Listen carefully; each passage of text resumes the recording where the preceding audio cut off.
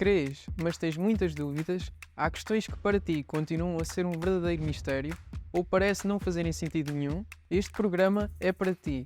Vem desmistificar. Esta é a temporada 2 de 14 episódios, ao longo dos quais vamos tratar 7 temas que pessoas como tu e eu querem ver mais claros. Hoje, vem desmistificar a Bíblia com Dom José Ornelas. Eu sou o Tiago Martins e este é o Take 1.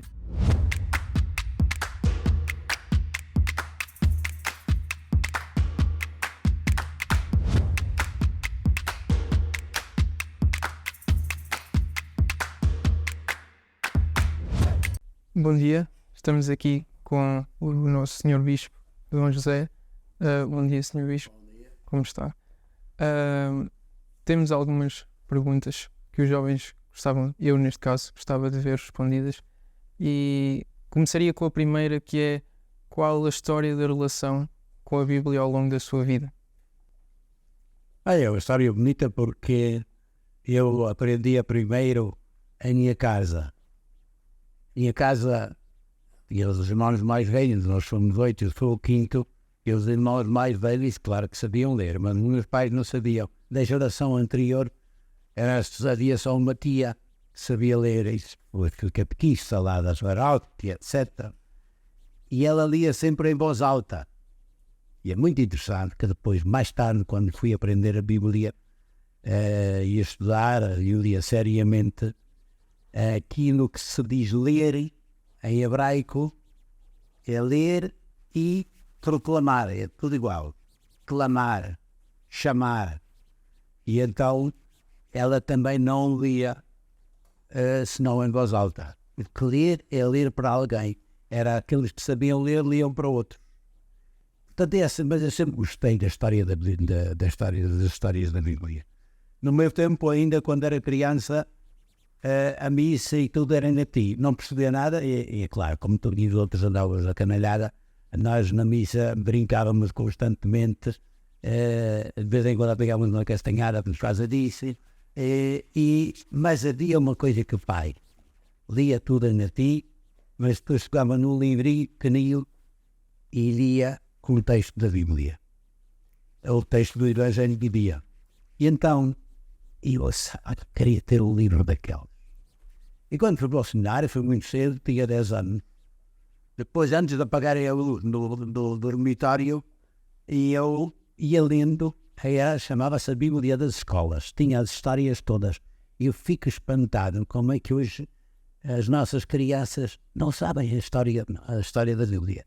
Eu muito cedo gostava de ler e de ouvir ler as histórias da Bíblia. Na missa, a única parte que eu estava atento, porque era a única que eu percebia, era esse da leitura do Evangelho, homilia, eu sabia ficar. E os ouvidos finais, era a única que eu não percebo que hoje alguém quer voltar ao latim, é porque ficamos todos iguais, porque ninguém percebe, portanto ficamos todos iguais, mas isso não é a maneira de ler. Depois fui para naturalmente, estudei teologia aqui, depois fui fazer uma especialização em Bíblia pública em Moçambique. Estive em Moçambique lá durante a independência, 74, 76, ainda como estudante. E nas comunidades, toda a gente que sabia ler tinha uma Bíblia. Eu digo, não sei, sem nenhum de errar, que em Moçambique o nível de literacia bíblica era muito, muito, muito mais forte do que o daqui, nas nossas igrejas. Eu, depois, como pensávamos que íamos ser expulsos de Moçambique, os missionários, o dinheiro que tínhamos foi posto para comprar Bíblias. E eu ia buscá-las com o jeep ao correio. Na altura ainda havia, antes da independência, ainda havia correio. E pelo caminho já toda a gente queria comprar a Bíblia. Estava posto a meio preço do preço real delas, que era para as pessoas poderem comprar. Quando se lia a Bíblia na igreja, dizia-se, por exemplo, leitura da Carta de São Paulo, a primeira Carta de São Paulo aos Coríntios, capítulo 2, versículo tal. depois parava-se e eu via toda a gente a folhear a Bíblia. Porque toda a gente seguia, porque depois também toda a gente falava. Esse amor pela Bíblia foi o que me convenceu a ir estudar a Bíblia depois para Roma. Porque eu não queria ser professor, queria ser missionário, mas depois, ao ver gente que fazia 30, 40, 50 quilómetros para passar um fim de semana a estudar a Bíblia, disse, não vale a pena. E ficou-me sempre uma paixão muito grande pela Bíblia. Até hoje, e também hoje, ainda gosto. É a pena, e tenho a única pena que tenho, depois dedicando-me a todas as outras coisas que não são diretamente o anúncio direto da palavra de Deus, custa-me, de facto, não ter ocasião de fazê-lo mais. Faço com gosto, e porque acho que é uma coisa linda a Bíblia. Certo. E, diga-me, sendo alguém que estudou tanto a Bíblia, sabemos que a Bíblia é uma fábula e tudo o que está escrito nela aconteceu mesmo? Calma, devagar. A Bíblia não se pode ler literalmente. Isso tem razão quando diz. Não se pode ler como quando eu leio uma poesia, não é simplesmente para dizer isto onde é que foi, como é que foi. Não, porque há coisas que existem no coração. Existem existem como em si mesmas. Do exemplo da literatura, por exemplo, quando a gente fala aqueles que leram Camões, não é? O Lusíadas, que ele fala do Adamastor, a figura, ou ainda que no cabo da boa esperança ou no cabo das tormentas, que é realmente algo que impressiona e confunde e aterra os navegadores. Mas eu digo, onde é que isto? Onde é que só isso? Qual é a realidade dessa? Essa realidade é uma realidade mentira. E esse Adamastor fala e diz ao voz, gente ousada que me deseja vir quebrar as fronteiras do mundo e passar pelos oceanos medonhos. Tudo isso é uma imagem que fala de toda a realidade, de uma realidade muito concreta, que era o medo, as teorias de que o mar se afundava por ali abaixo, e tanta gente pagou com a vida tudo isso. Portanto, essa imagem é uma imagem bem real, mas poética. Quando a gente fala de grandes, de figuras enormes da psicologia, quando a gente fala de complexo de Édipo, estamos a falar de uma história, uma fábula de seres, uma história. E isso é muito importante para saber, uma história narrativa, mas que dá para entender e que ainda hoje se utiliza para perceber a evolução psicológica de uma criança na sua afetividade com o papai e a mamãe. Certo. Portanto, quando a gente fala de figuras que são figuras narrativas, nós estamos hoje a ciência da linguística, e hoje estudei um bocado de linguística, precisamente porque se diz como é que funciona a palavra. Conta-se uma história. Ora, o jornalismo está cheio disso. Passam uma história e dizem duas palavras lá no meio. Uma coisa muito simples. A questão da guerra no Médio Oriente e na Ucrânia. Passa-se uma palavra e de um lado e do outro a realidade é sempre a mesma. Mas vai o telejornal de Israel e vai ver o telejornal da Península da Al Jazeera, por exemplo, e são coisas totalmente diferentes. É a leitura que se faz de uma história. A história está sempre lá, são fatos. Mas os factos só são transmitidos através de palavras ou através de imagens. E, portanto, os factos têm de se transformar em palavra. Essa palavra dá uma interpretação dos factos, é o que dá sentido à história. Certo. E agora que falamos em interpretação dos factos, o que tem a dizer do que está na Bíblia com a ciência?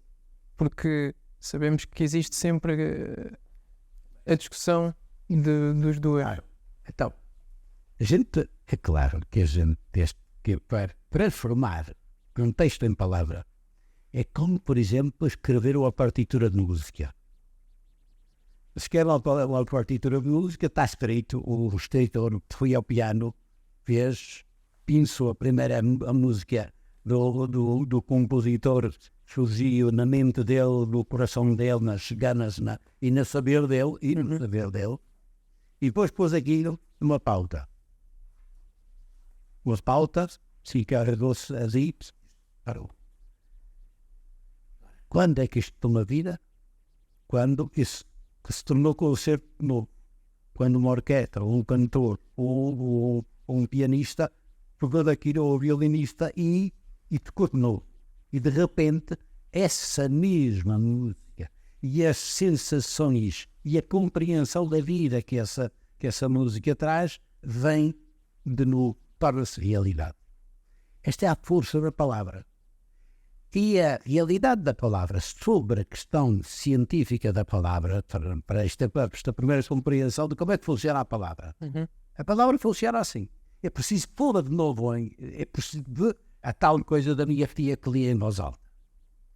Porque sempre não é ela só, é uma comunidade ler assim, não era para os antigos não era assim. Mas, quando queriam dizer coisas importantes, os antigos, não usavam terminologias muito complicadas de um psicodélico e coisas, termos desses. Mas falavam de realidades, contavam histórias. A forma mais bonita de compreender as coisas é contar uma história. Jesus utilizava constantemente isto. Quer falar do amor do pai e fala de um jovem saindo de casa porque está fácil.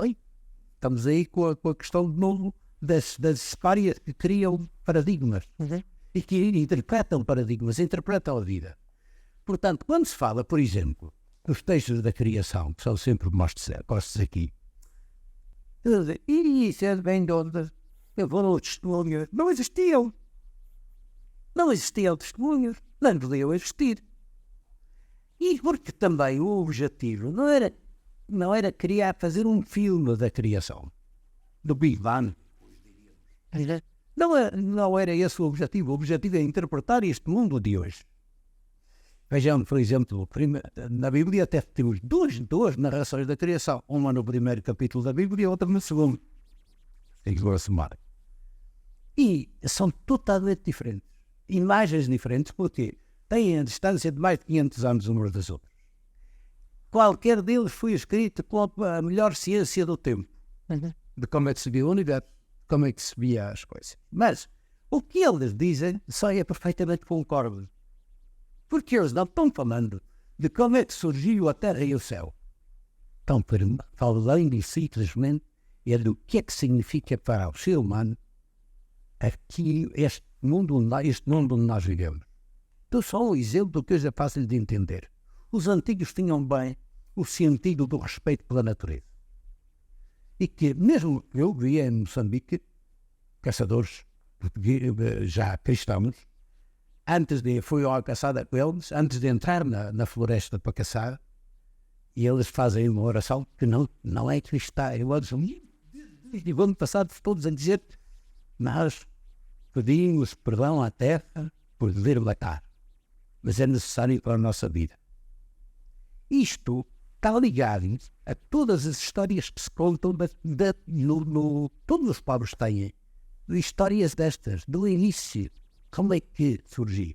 A Bíblia vai depurar essas histórias todas daquilo que tem, que não é culpado com a fé de Israel, mas conta as histórias. E o primeiro capítulo é lindo. Faz em 7 dias. Em 7 dias organiza toda a criação. Porquê? Porque dizem, 7 dias trabalharás, no último dia descansarás. E diz isso porquê? Porque Israel está a entender, foi de Israel, é por causa da tradição judaica ou cristã que nós temos o fim de semana.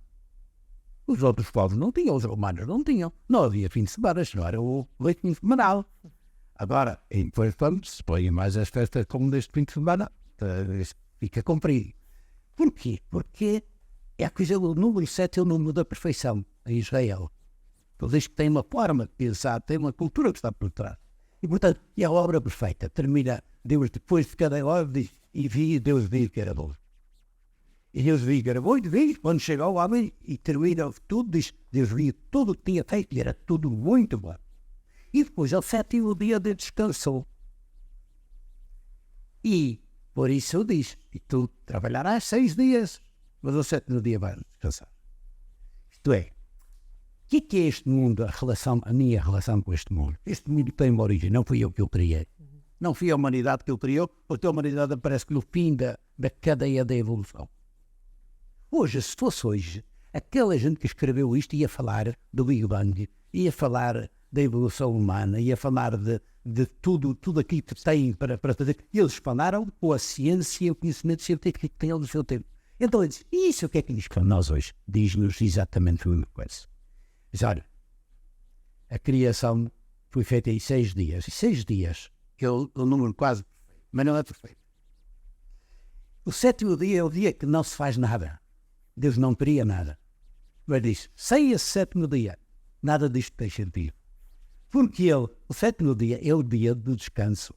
O descanso significa que Deus e o ser humano, a quem o Criou tudo disse, crescei, multiplicava-se, dominai a terra e guardar. O segundo texto diz, criou o homem, primeiro criou o homem e depois criou o jardim para pô-lo. Mas essa é a interpretação, está sempre dizendo a mesma coisa. E depois, quando criou o homem lá no seu jardim que Deus tinha plantado, para trabalhá-lo e guardá-lo.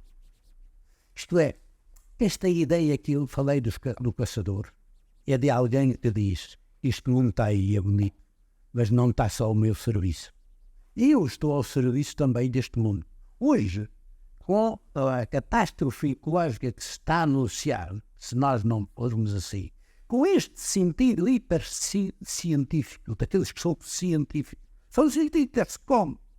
Que a ciência é esta que destrói o mundo, que se julga pior de tudo, reinventa tudo, mas reinventa destruindo a possibilidade de vivermos juntos. Depois, é uma ciência que escraviza, aquilo que diz o trabalhar significa hoje tecnologia, significa meios novos, mas sabemos também as apelias em que isso está. São muito bons, estão no presente de Deus. Que nós sejamos capazes de fazer isto. Mas hoje temos tecnologias e se formos capazes de ser sábios, que é isso que procura estes textos, procuram fazer-nos sábios e pensar sobre. Isto não é simplesmente, não é uma historiazinha. Quando muitas vezes querem fazer histórias, um filme disto, não dá para fazer um filme. O filme tem de se fazer na cabeça e no coração, porque é aí que se faz esse filme. Depois, a melhor maneira de fazer isto é apresentar outras histórias, exemplos de vida que dão sentido a isto e que nos fazem sentir e entrar dentro do pulsar da vida neste planeta. Isto é o que a Igreja, é o que a Bíblia quer fazer. A Bíblia quer ser uma constante criação e recriação daquilo que é o drama humano e a esperança do homem, o sentido da vida, para que de onde é que eu venho, para onde é que eu vou. Hoje, a ciência hoje sabe mais do que a Bíblia sobre a origem do ser humano e sobre a origem do cosmos. Se escrever hoje certamente sobre isto também, para fazer uma reflexão teológica, uma reflexão humana, humanizadora disto, temos de falar de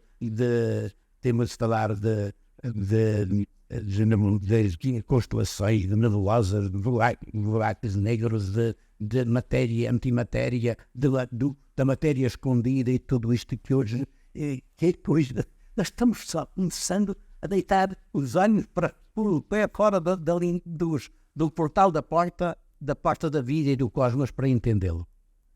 A Bíblia não vai fazer concorrência a nada disso, vai dizer, com isso tudo, e depois disso tudo, pensem o que é que estão a fazer neste mundo e como é que o tratam. Isto é o papel da Bíblia, mas isto é o papel de qualquer pessoa. Vejam que estes discursos chegam aos parlamentos, estes discursos têm de chegar à ciência, estes cientistas que falam disto têm de ser gente que, se não pusermos uma ética nisto tudo e uma sabedoria nova nisto tudo, damos cabo de tudo. Certo. E diga-me, Dom José, a Bíblia tem várias parábolas, várias passagens que têm como cenário um cenário agrícola em que envolve muita natureza, plantas, animais. Porquê é que isso acontece? Porquê é que foi escolhido esse cenário para poder tentar passar a mensagem? Está em todo lado. Esses são os primeiros textos. A Bíblia não é um texto. A Bíblia são dezenas de livros. Livros escritos ao longo de milhares de muitos séculos, mas por escrito, mil e tal, de quase 2000 anos. Cerca de 2000 anos. Que é também um pouco mais da idade que nós temos da escrita. Portanto, como livro. Mas essas tradições vêm de muito para trás. Agora, são, portanto, tradições de géneros literários, digamos assim, de modos de escrever diferentes. Porque por exemplo, salmos que são cânones. Outros são as tais tradições e textos fundacionais, como aqueles que falam da criação, que falam do ser humano como tal. Não entramos na questão da formação do ser humano, de que é que isso significa. Também está falando nada de daquilo que nós sabemos da evolução, etc., que podemos já estar seguros disso. Estamos a falar de uma outra linguagem. O que é o ser humano? Qual é, não só a sua origem, mas qual é a sua função? E isto só pode ser um discurso feito por homens, por pessoas, seres humanos. Não é feito por gente inocente. Portanto, a Bíblia tem de usar linguagem humana para falar ao humano. Jesus veio a este mundo, a palavra, quando começa o Testamento, diz que no princípio Deus disse. A palavra é o fundamental, é a palavra. Deus disse. E quando Deus disse, começou a acontecer. Agora, no Novo Testamento, São João diz, no princípio era a palavra. E esse Deus foi rolando, que dando sentido, porque a palavra, o logos, em grego, que é daí que vem toda a nossa... Vem a falar os filósofos.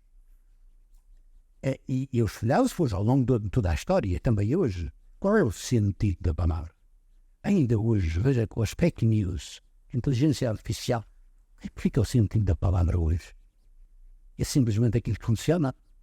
Eu gostei, pragmática linguística, percebo como é que um texto ou uma imagem falam e influenciam. Veja tudo aquilo que se diz sobre eleições em fake eleições, e para se perceber que nós precisamos de entender a palavra como tal e de saber o que é essa palavra. Portanto, essa palavra hoje que nos vem de sempre, mas tem de ser constantemente atualizada, com novas figuras e novas formas de falar, mas que seja uma busca de sentido. Mas estava dizendo os gregos isso, o sentido das coisas. A Bíblia é aquela que procura dar o sentido a tudo isto. Infelizmente, nós na nossa tradição ocidental e nas nossas escolas, a filosofia desapareceu em pouco de anos. Eu não, é verdade que algumas escolas, eu também tive professor de filosofia que era melhor, também não adiantaram nada, porque não conseguiam, mas tive outros, me abriram horizontes. Porque a filosofia, que é uma forma de pensar, busca honesta das coisas, do sentido das coisas. E isso é uma pena que se tenha perdido. Porque a teologia é a forma de pensar a partir da palavra de Deus, e é importante. Mas é importante criar também ligações de palavra. A Bíblia tem de se fazer palavra. A palavra tem uma força maior. Olha, o Unamuno, quando fala das metáforas, e as metáforas são muito perigosas. Mudam muito. As revoluções começam aí na cabeça, começam nas coisas. O nosso 25 de Abril, etc. Tem os nossos capitães que depois fizeram, mas esses, antes de saírem Chainite para a rua, eles saíram com os Chainites da palavra e da necessidade da força da justiça, da força da liberdade, da força. Isso criou a revolução. E senhor Dom José, o facto de termos tudo essa história e a Bíblia parece ser intemporal, eu sugeria que fizéssemos um segundo take, porque eu acho que ainda tenho mais algumas dúvidas que gostava de ver esclarecidas.